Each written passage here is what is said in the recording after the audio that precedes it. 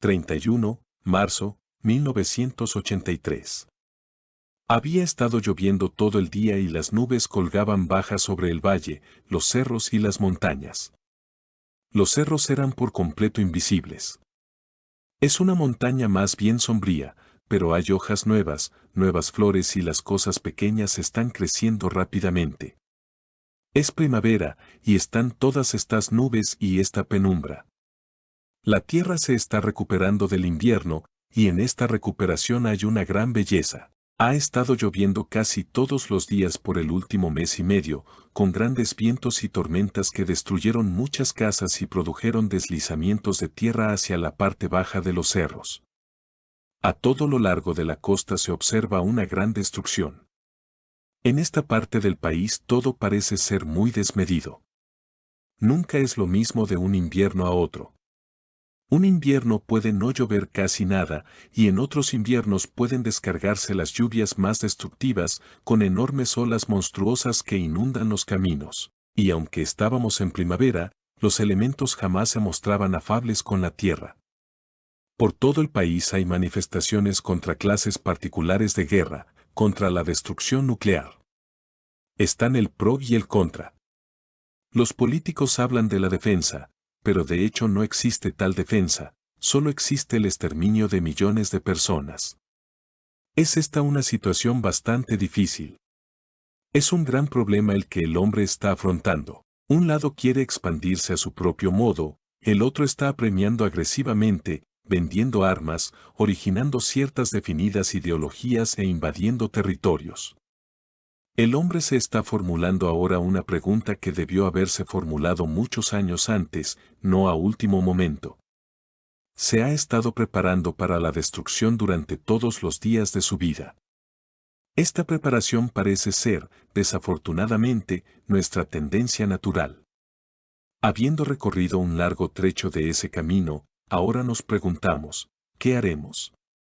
¿Qué hemos de hacer nosotros, los seres humanos? Al enfrentarnos realmente al problema, ¿cuál es nuestra responsabilidad?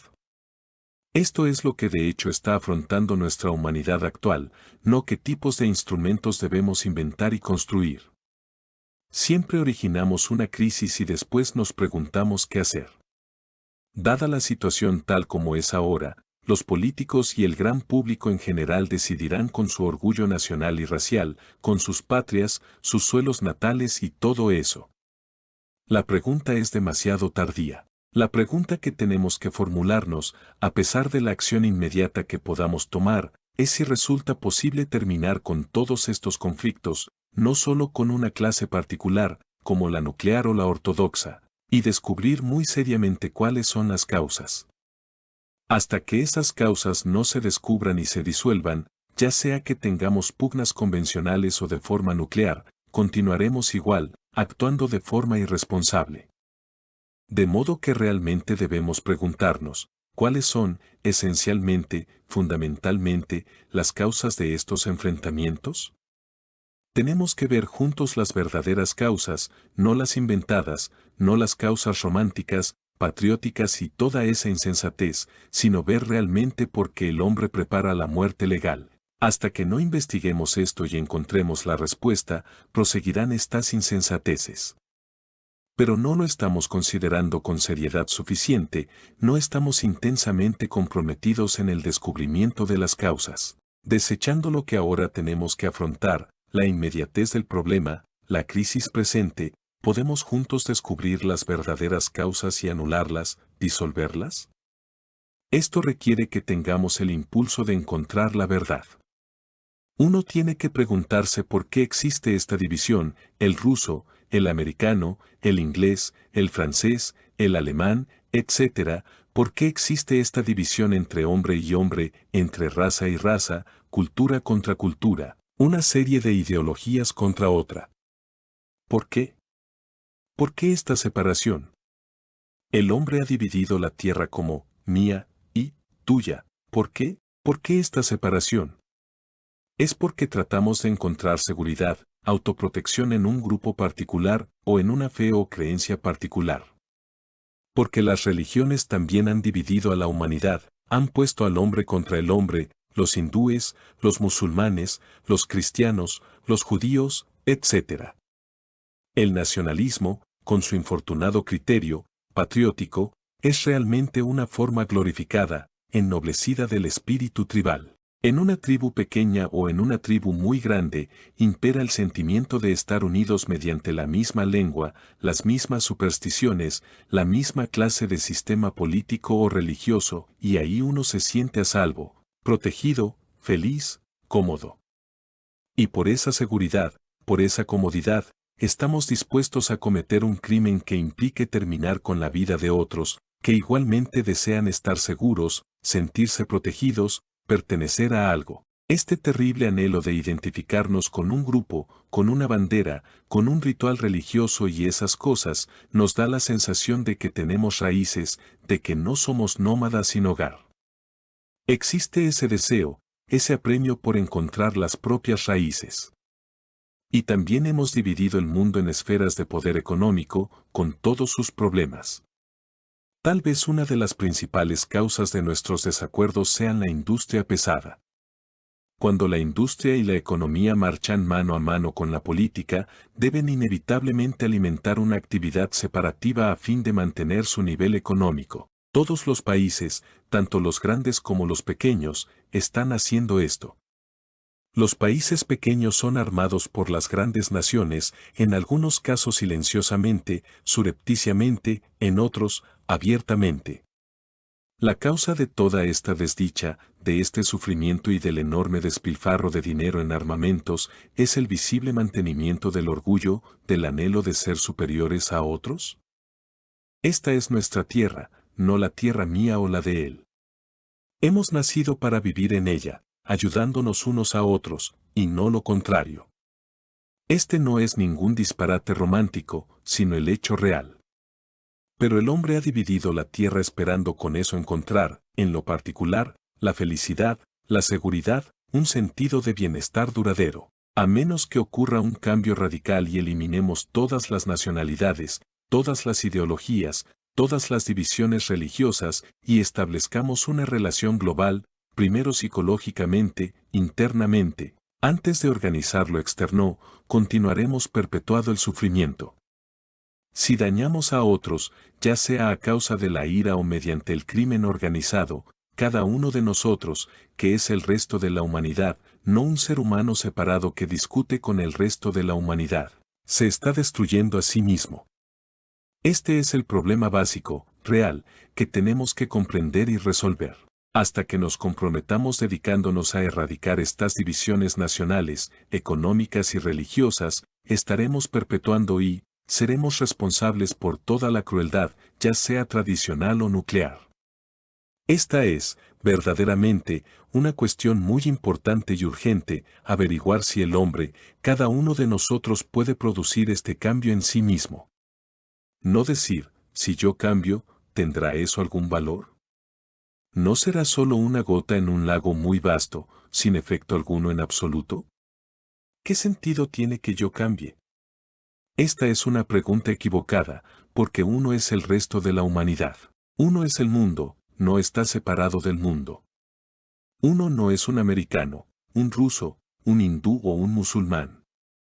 Existimos aparte de estas etiquetas, de estas palabras, cada uno de nosotros es el resto de la humanidad porque su conciencia, sus reacciones, son similares a las de los otros. Podemos hablar un idioma diferente, tener costumbres diferentes, eso es la cultura superficial, aparentemente, todas las culturas son superficiales, pero nuestra conciencia, nuestras reacciones, nuestra fe, nuestras creencias e ideologías, nuestros miedos y ansiedades, la soledad, el dolor y el placer que experimentamos, son similares a los del resto de la humanidad.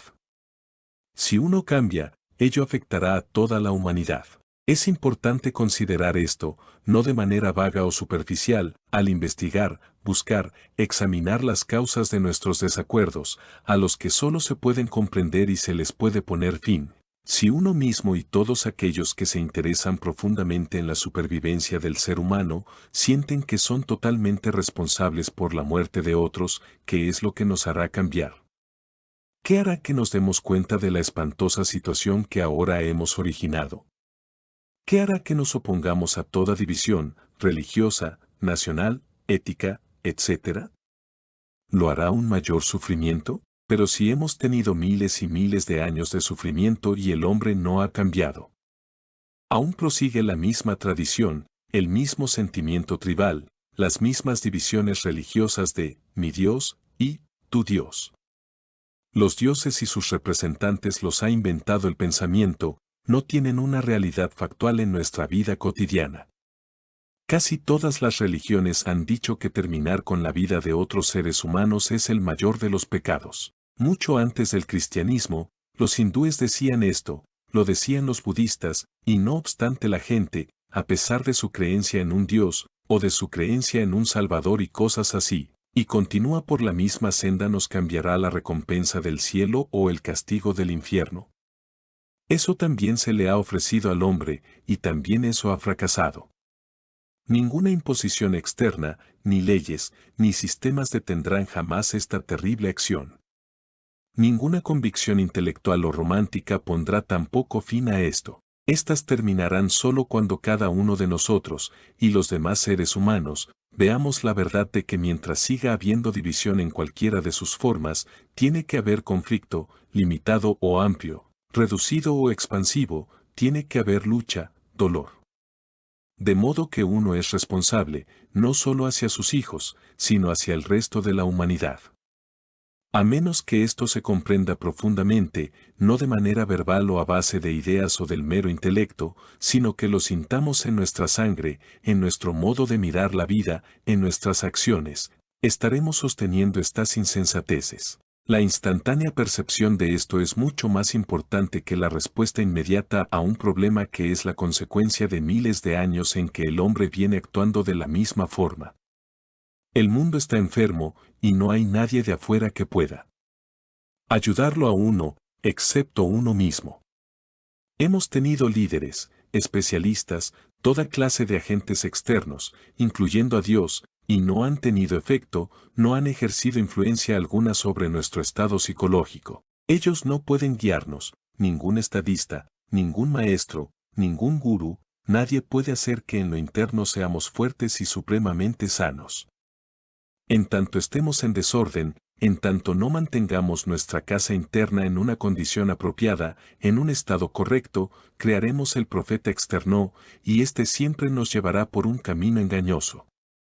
Nuestra casa está en desorden, y nadie en esta tierra o en el cielo puede producir orden en nuestra casa, a menos que uno comprenda por sí mismo la naturaleza del desorden, la naturaleza del conflicto, la naturaleza de la división. La casa de uno, que es uno mismo, siempre permanecerá en desorden, estará en constante conflicto. No es cuestión de quién tiene el más grande poder militar. Es más bien el problema del hombre contra el hombre, es el hombre el que ha creado las ideologías, y estas ideologías que el hombre ha creado están las unas contra las otras. Hasta que estas ideas, estas ideologías, lleguen a su fin y cada hombre se vuelva responsable por los otros seres humanos, no podrá haber paz en el mundo.